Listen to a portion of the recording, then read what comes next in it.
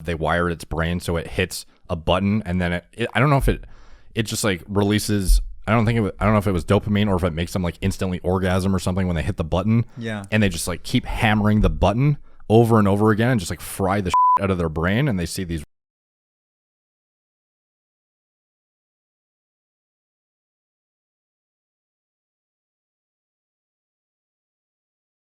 One thing I find interesting is how many entrepreneurs are very interested in these ayahuasca trips.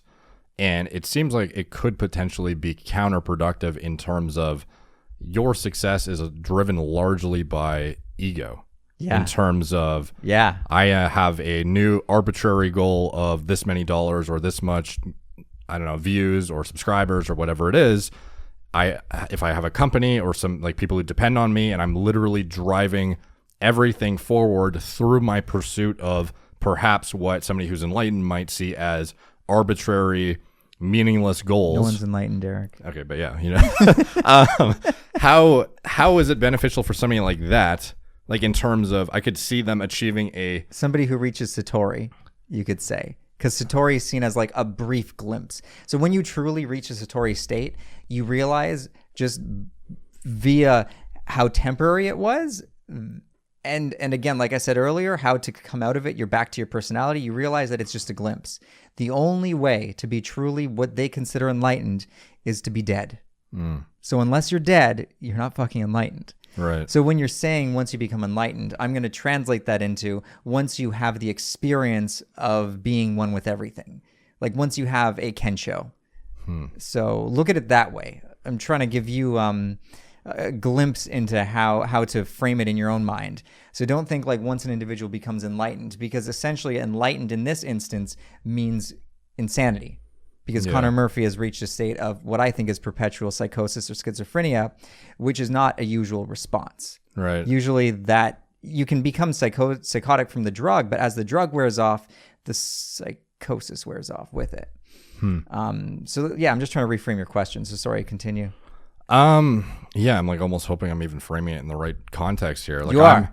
I'm just thinking for somebody who has only something to, like, obviously you don't just have something to lose and nothing to gain, or else you wouldn't be doing it to begin with. But I just don't see how, if the ego is maxed up here and zero ego is down here, where you like literally don't care about obtaining money or anything, or, you know, pursuing higher power or something, what do you achieve by getting to the middle, perhaps with ayahuasca, which presumably, like, why else would you be taking it to not take yourself from this heightened hyper egomaniac state? Like, is that would be the main primary goal, I would assume, or is it just people who want to see cool shit, or what is sometimes so it's like this.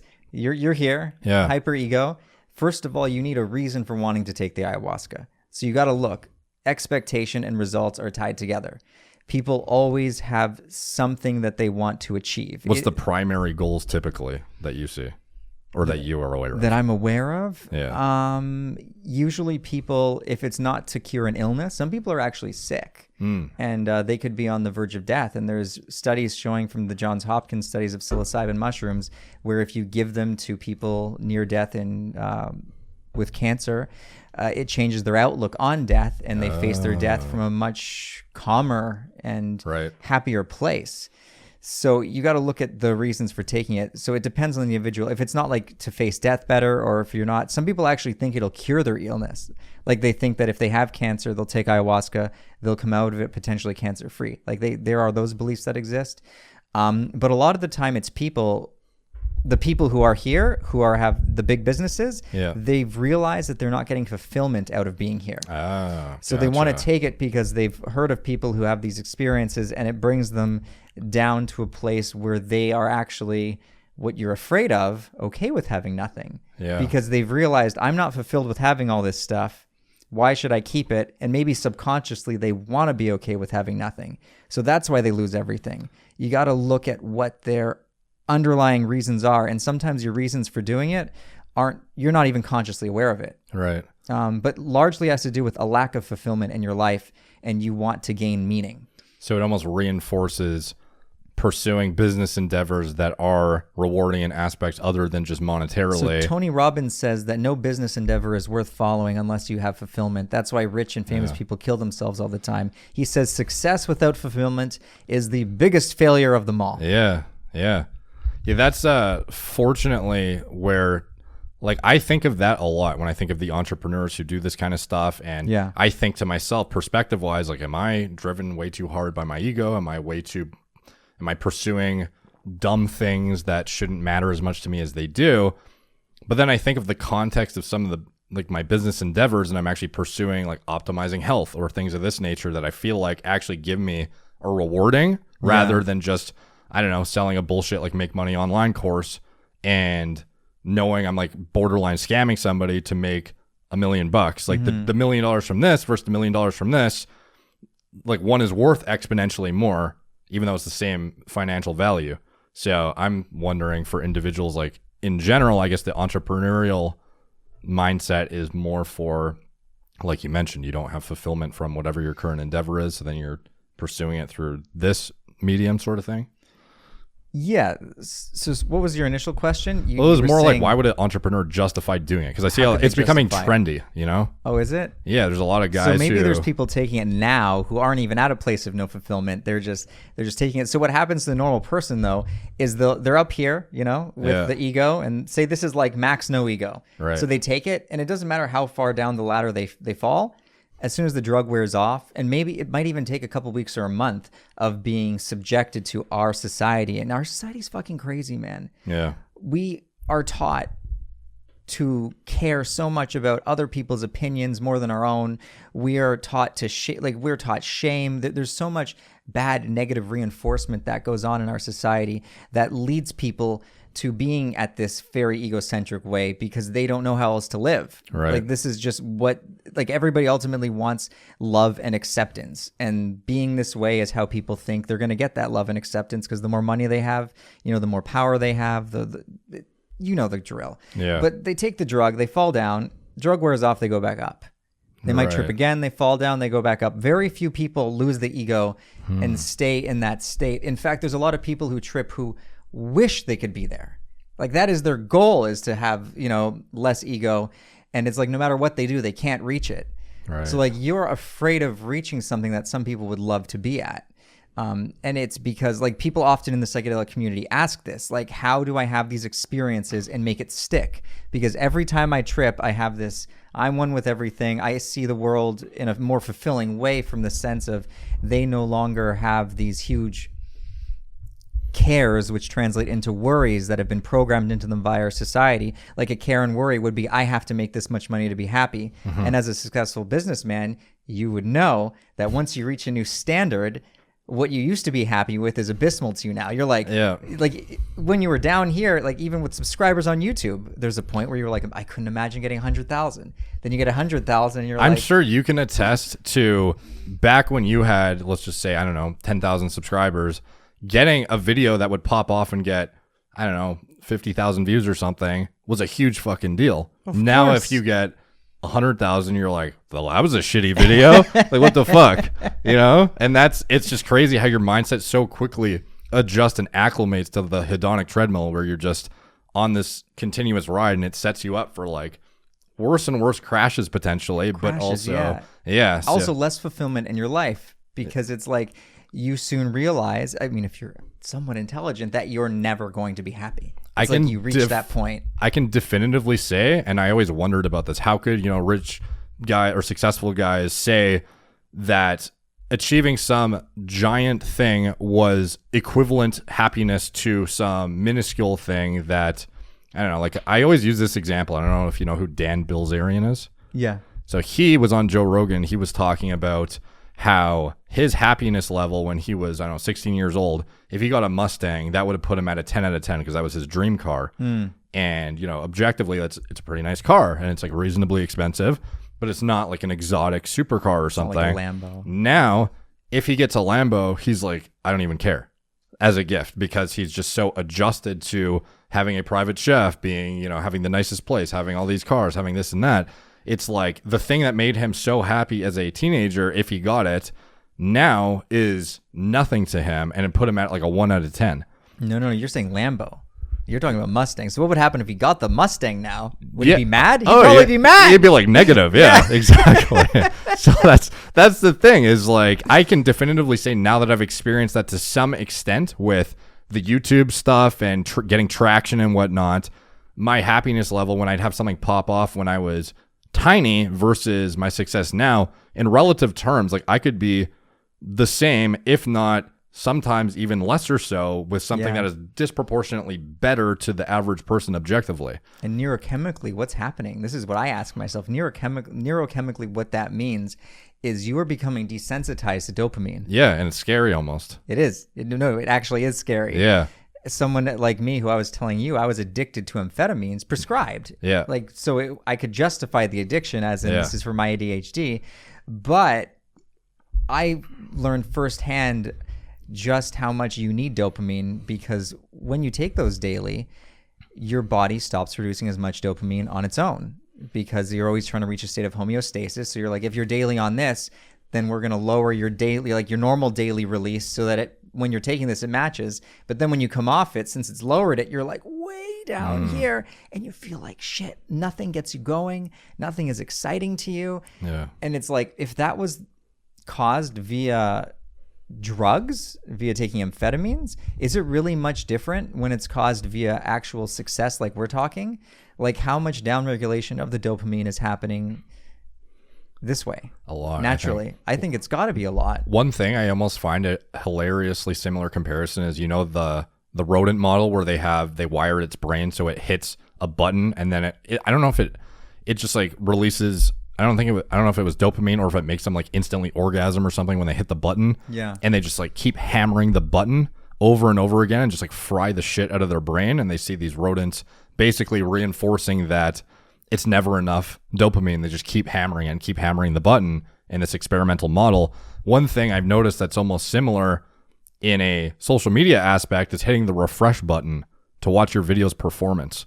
As you publish a new video and you go there and you press refresh and you see the views popping up and you see the comments, you see the likes, you wait 5 minutes, maybe it's popping off a bit more, refresh, it's another 10,000 views, refresh. And you're sitting there and before you know it, you spent 45 minutes fucking refreshing like a fucking rodent trying to achieve like this new like high essentially. Well, yeah, why else would you be refreshing? It's giving you a spike. Exactly. But it's just crazy how similar it is and you don't even realize you're essentially like these rodents in that experimental model in real life scenario. So I was asking you before we started filming if you were worried about burning out. And so you were saying there's always like, you're always rewarded because you're just, you know, your channel's been exploding. Yeah. And I was saying like, what happens when it stops though? Yeah. Maybe what would happen is you're going to get desensitized to the reward. Yeah. And that's what happens to so many people. Like you wouldn't be alone. You would be the same as almost everybody. Yeah. You get that refresh, what you're saying, loses its excitement. Yeah. And when it loses its excitement, sometimes the money, like this is, so pulling it back to the question, this is why they take it. Yeah. Because they're so numb to what used to bring them so much joy. Right. And now they're like, where's my fulfillment in life? I can't hit refresh. No matter how many times I refresh, no matter how many Lambos I get, I still feel like shit. Mm-hmm. So it ultimately comes to, I have no fulfillment in my life. Yeah. And they don't know how to get the fulfillment. So they're like, these people took this drug. Yeah. They had this mystical experience and now they're happy again. Yeah. It comes down to people just want to feel joy. They just want to feel happy. The fascinating thing is how a lot of people, and I was in the same mind space as you think as, I don't know, just an average Joe. When I see somebody hyper successful and they're depressed, your first thought is, what the fuck do you have to complain about?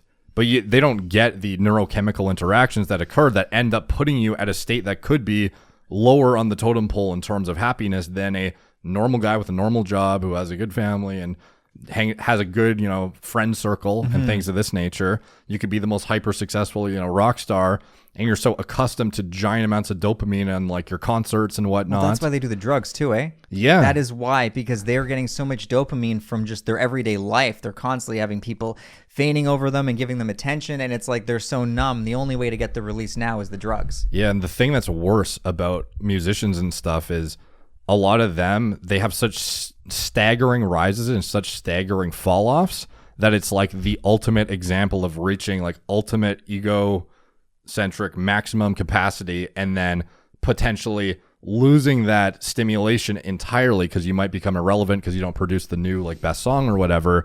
So you could go from literally being so hyper exposed to this chemical and then all of a sudden having it ripped out from under you, and you become more depressed than anybody you know, probably, even though objectively you're still very successful, but relative to your new baseline, it's like this unrealistic expectation that you have to maintain, and you'll like never be happy until you potentially do what you're mentioning.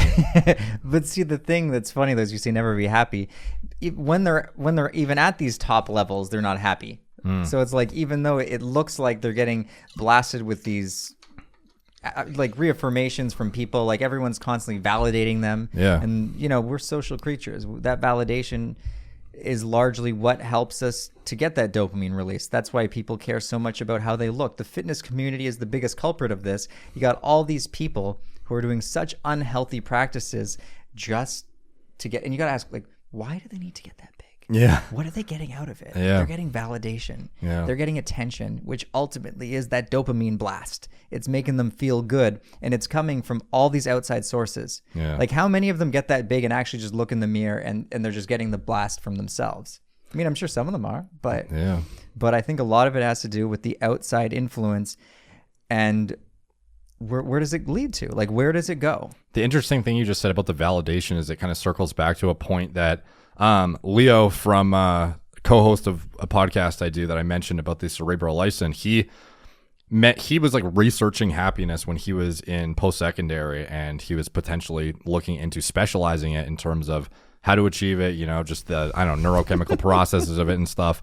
And he was outlining in a show we did a while ago about how the ultimate way to be fulfilled and happy in terms of like a goal metric is having a grand goal but never actually achieving it, and the small micro steps along the way and the little bits of validation you get along your path towards this fulfilling goal, ideally not something that is, you know, just based around entirely money or something, because you'll never be happy and you have to go on tangents of hedonistic, you know, explorative things and, you know, do whatever it is that probably Connor was doing, I imagine, to get those little trips of happiness, I guess.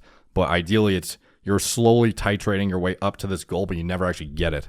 And it's your validation like along the way of like getting your way there that keeps the hamster wheel going, I guess. I see. Yeah. Because do you believe in that? Do you believe that to be true? Well, I think if your end goal is actually something that is fulfilling and isn't just financially incentivized, then yeah. But that's the thing. Can there be an end goal? Isn't it about the journey? Well, that's the whole point, is you have some grand thing that you never actually get to, ideally. Mm-hmm.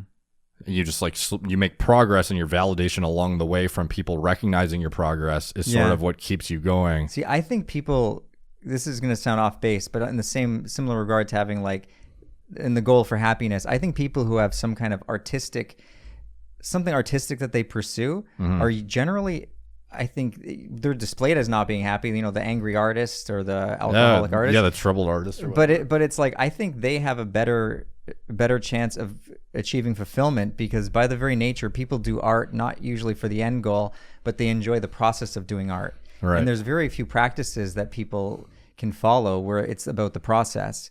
I think your friend is onto something with that, because I think the goal, the key to having that fulfillment is to constantly be enjoying your process, be enjoying your journey. Yeah. Like being end goal dependent would be like saying, I'm going to be happy when I make this X amount of money, when I have X size channel.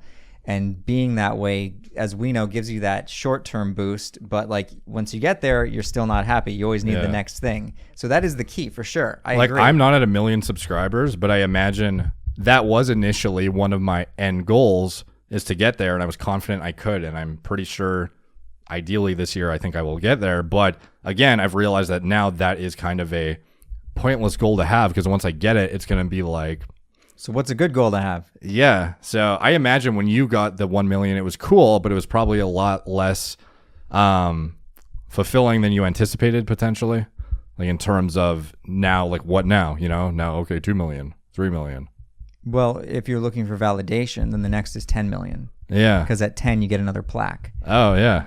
True. So maybe that's where your mind goes. Now, for me personally, I got the million, and I just thought it was fucking crazy that a channel about drugs got 1 million subscribers. Right. Like, I thought that was wild. Yeah. Like one thing I've noticed is a lot of guys, all of a sudden, their efforts sort of fall off once they hit 1 million. Like they stop trying as hard because it's like, oh, I finally achieved it, and now I'm like, it's almost like retirement from caring because you have nothing to pursue at this point. Not for me, it was kids. Okay. We had the one kid when I started the channel. The kid wasn't born yet. Yeah. And then I had a second kid unexpectedly. And for me, it's been like a balancing act. Like my effort has fallen off, but it's because of other factors. Maybe some of this, but also it's like I got to balance family, got to balance work, and I'm working from home. Yeah. So there's interruptions. So for me, it's multiple things. But I think for a lot of people, you're absolutely right. They reach that goal and then they realize too, oh, I'm not really that happy that I got here. And now what's next? Yeah. And then it almost becomes like annoying. At the same time, though, I think like I do have goals that I set for myself, or else I don't have any like actual direction necessarily. Dude, goals are important. I'm not saying goals aren't important. They are important. Right. Okay. I was wondering, like, for you, like, how do you, what metrics do you use, sort of thing?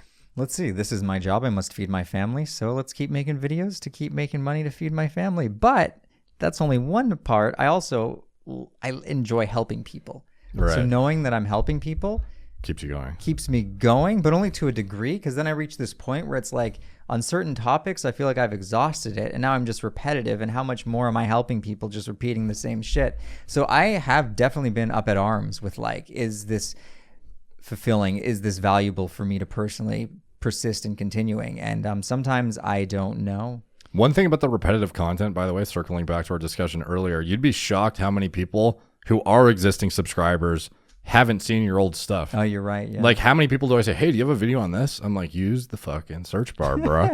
And they still haven't seen it. So a lot of times you think you're being repetitive, but in reality, it's fresh content.